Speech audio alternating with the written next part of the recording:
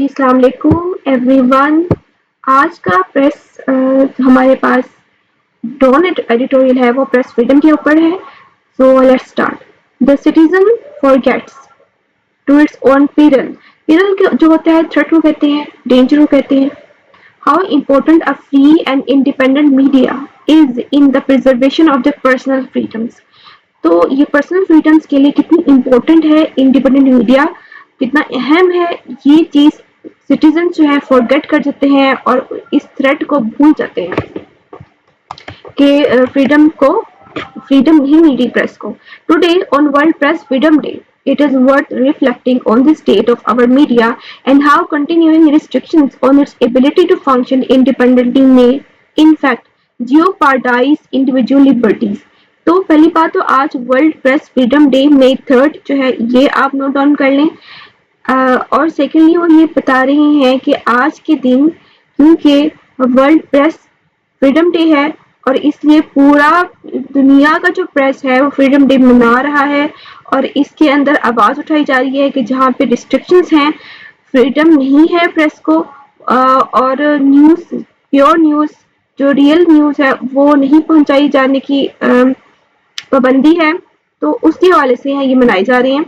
यहाँ पे जो वर्ड है जियोपार्डाइज, इसका ये मतलब है तबाही, बर्बादी, कि इंडिविजुअल की लिबर्टी की बर्बादी जो है तभी शुरू हो जाती है जब प्रेस को फ्रीडम नहीं मिलती।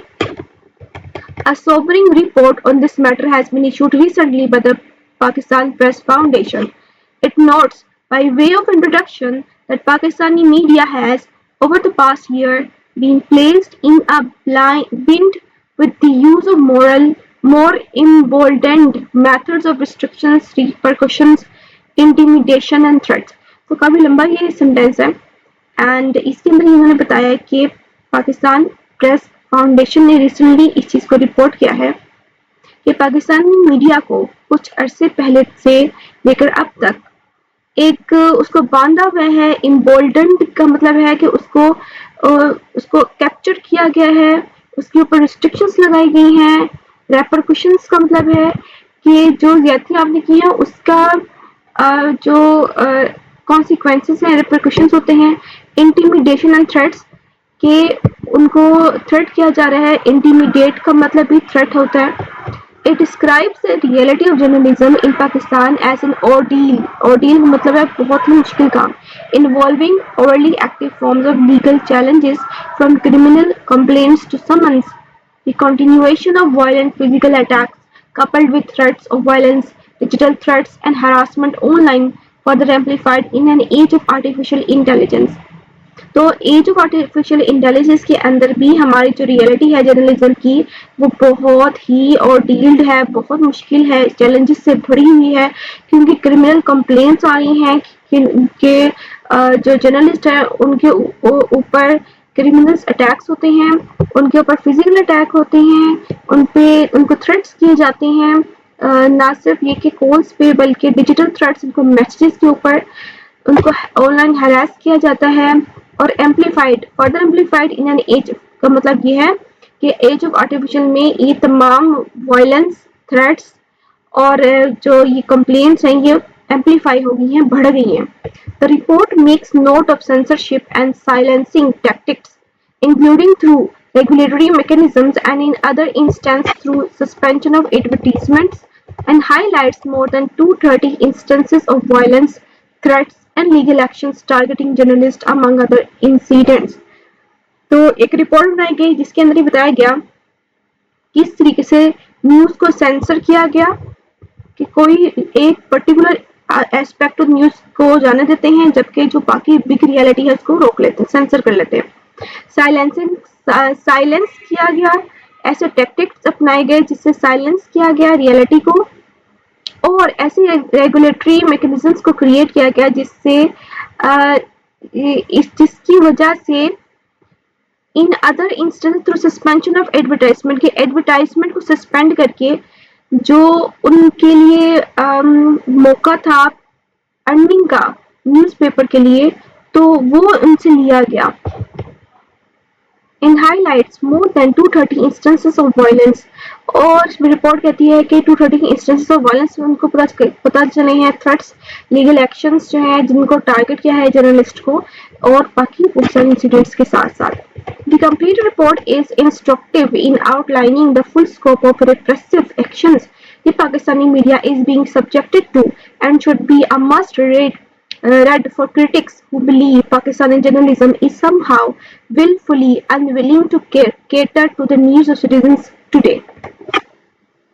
तो ये इन्होंने बताया कि बहुत सारे रिप्रेसिव एक्शंस किए गए हैं पाकिस्तानी मीडिया के अगेंस्ट, जिसकी वजह से एक आम सिटीजन को जो कि विलिंग है जर्नलिज्म को अंडरस्टैंड करने के लिए, न्यूज़ को पढ़ने के लिए, उस तक सही न्यूज़ नहीं पहुंचाएगी. The fact is that the entire industry is being slowly suffocated.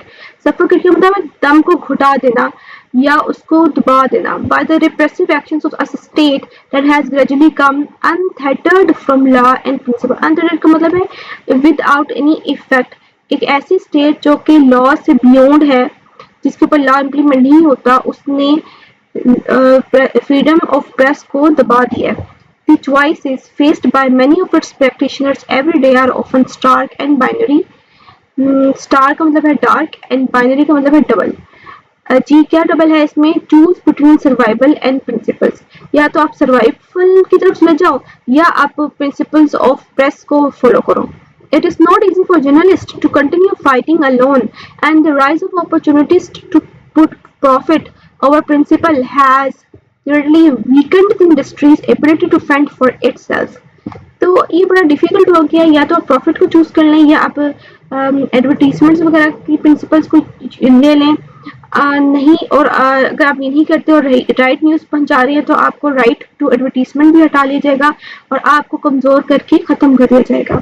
The public must ask why populists and despots the world over continue fanning discontent against organized media, often holding up opinion polls depicting declining public trust as proof that traditional media is no longer relevant.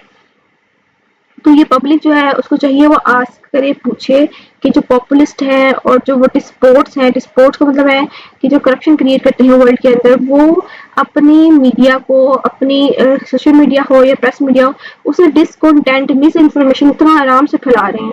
मगर जो relevant चीज़ है, जो correct चीज़ है, उसको पहुंचाने के लिए public तक जो है राइट न्यूज़ पहुंचाने के लिए इतनी प्रॉब्लम्स क्यों क्रिएट की जा रही हैं. Fake news media is the pejorative of choice that gets thrown at platforms for the crime of not siding with the powers of the day. तो अगर आप वक्त के जो पावर्स हैं तो उनको अगर साथ नहीं देते तो इस सूरत में आपके साथ एक जो फेक न्यूज़ मीडिया है वो एक्टिवेट होता है और आपके खिलाफ गलत अफवाहें फैलाता है. The goal seems simple. A fragmented influencer dependent public is far easier to manipulate than one anchored by an organized independent press. तो उन्होंने कहा कि देखें, एक इन्फ्लुएंसर डिपेंडेंट पब्लिक जो है, जो कि फ़ौरन से जो भी बात इन्फ्लुएंसर ने की उससे वो जो पब्लिक जो है इंस्पायर हो जाती है, इम्प्रेस हो जाती है. तो ऐसी पब्लिक जो कि इन्फ्लुएंसर से इम्प्रेस हो जाती है, उसको मैनिपुलेट करना बहुत आसान है उस पब्लिक की निस्बत जो कि इंडिपेंडेंट प्रेस रखती है. A public that abandons its press abandons its last organized defense against the unchecked ambitions of power. तो ऐसी पब्लिक जो कि अपनी प्रेस को अबंडन कर देती है, उसको अपने लिए डिफेंस मैकेनिज्म क्रिएट करना बहुत मुश्किल हो जाता है कि वो किस तरीके से जो एम्बिशंस ऑफ पावर हैं, जो स्ट्रॉन्ग पार्टीज हैं, पॉलिटिकल अथॉरिटीज हैं, पावर्स हैं, उनकी गलत किस्म की पावर को क्वेश्चन करने का जो डिफेंस है वही खत्म हो जाता है. The slow strangulation of independent media is therefore not merely a professional crisis for journalists, but an existential one for democracy itself. Slow strangulation मतलब है कि रिड्यूस करना इंडिपेंडेंट मीडिया को, ये सिर्फ प्रोफेशनल क्राइसिस ही नहीं है बल्कि डेमोक्रेसी के लिए एक एग्जिस्टेंशियल थ्रेट है कि डेमोक्रेसी एग्जिस्ट ही नहीं कर पाएगी. On this World Press Freedom Day, the most meaningful act of solidarity any citizen can offer is simply to recognize that a free press and a free people are in the end inseparable. तो last में हमें message दिया है editor ने कि world press freedom day जो है इसके अंदर हम इस चीज को समझना चाहिए कि हमें meaningful act of solidarity required है सिटीजन से, ताकि हम फ्री प्रेस जो है फ्री पीपल को रिप्रेजेंट करते हैं और ये इनसेपरेबल चीज है, इन दोनों में आपस में एक सॉलिडारिटी है। फ्री पीपल जो है वही फ्री प्रेस को चूज करेंगे और फ्री प्रेस को चूज करने से सिटीजन्स में सॉलिडारिटी आएगी, इत्तेहाद आएगा। So it was very interesting. I hope you have enjoyed it. Thank you for watching. Stay tuned and keep on subscribing and liking it.